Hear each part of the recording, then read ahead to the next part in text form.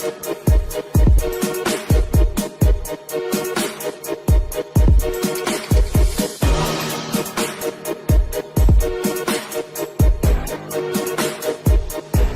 all the now living people across the world, we are all real, we are all anonymous, we are all one kind.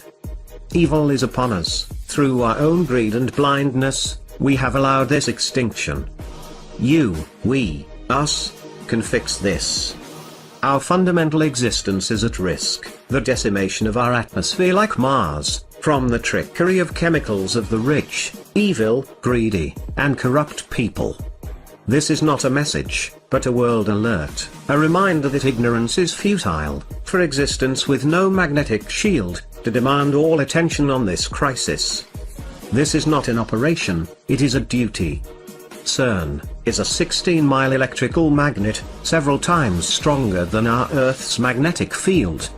CERN's capability is removing our Earth's magnetic shields from space, is inexcusable, and is putting every human, insect, and all life on this planet, even bacteria, to extinction. The Earth's magnetic field, if not for some choice, for rich people to mess with. The rich here have no decision to gamble with your lives, your family lives, and we must stand up, we must rise up, and take this issue straight to the source.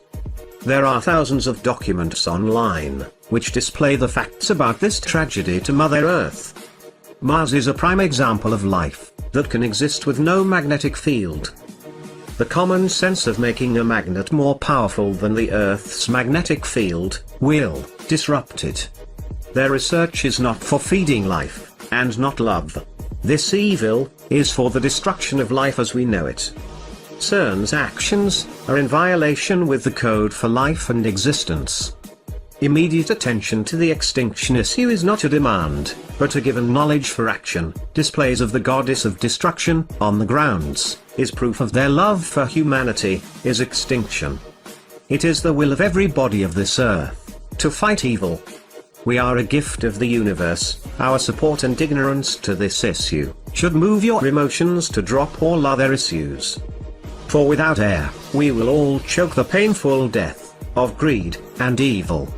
This demand and call to duty, for is given by Earth. This idea is not a question, but a when, and how? We are all anonymous by default. United as one. Divided by none. To the corrupt who created CERN. You will be expecting all of us. Message about something that is happening right now while you're sitting in this auditorium. It's in CERN, Switzerland. Now, you may not be aware of what's going on over there, but there's a thing over there that's called a Large Hadron Collider, and it is an accelerator. It accelerates particles and then brings them to the point of collision. So this Large Hadron Collider was started up just a few days ago, and it's still in the initial process of being brought online completely. You say, what in the world does something like that have to do with me and the Bible? It has a lot to do with you and the Bible. I cannot and will not attempt to speak as a physicist. It would make me look like a fool. My purpose this morning is to try to be a liaison between them and you. Is to try to take what's going on in that collider and break it down to where I can understand it, and I can give it out so you can understand it, to where it makes an application to your life and to this world as we know it today. For what is happening in that collider is an astounding thing. So I want to read something to you this morning from what's called a theoretical physicist. This man, his name is Stephen Hawking. He's well known throughout the world. Anyone that has anything to do with nuclear energy or has anything to do with physics knows this man. And he is one that some rate even on the level of Einstein and of that level. And so I want to read to you what this man has to say about what's happening right now in CERN, Switzerland. Listen carefully. These are the words of Stephen Hawking. He recently warned the reactivation in March of CERN's Large Hadron Collider could pose grave dangers to our planet. The ultimate reality, check, we are warned. Hawking has come straight out and said the God particle, and this is what you've heard referred to time and again as the Higgs boson particle, the God particle found by CERN could destroy the universe. Now let that settle in. This man is an atheist, and he says there is no God. Yet he says that what's happening right now in CERN, Switzerland, and I'll give you what they're trying to do in a moment, what's happening at this very minute in CERN, Switzerland, has the potential to destroy the universe. This is a theoretical physicist. Now, physicists come in all kinds of sizes. Astrophysicist Neil deGrasse Tyson has also sounded the alarm in a hypothetical manner by telling anyone who might want to blow up a planet how to do so is this CERN's attempt to do so by attempting to recreate the Big Bang within a man-made structure. This has frightened Stephen Hawking so much. Do they know that they know that they know what they are doing? And that's sort of the stage we're at right now. We're getting closer and closer. We think it looks very much like the Higgs, but we're not sure yet. We need to get a little bit closer to be absolutely certain. Ask yourself, how much energy is keeping it together?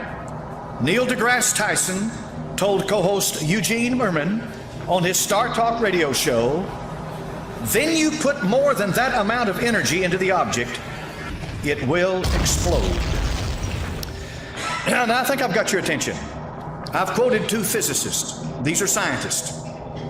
These men do not agree with what's happening in CERN, Switzerland right now.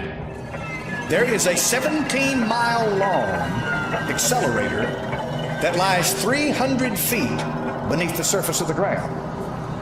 This area is where France and Switzerland come together. So part of this accelerator is located in France and part of it in Switzerland. It is a joint European project.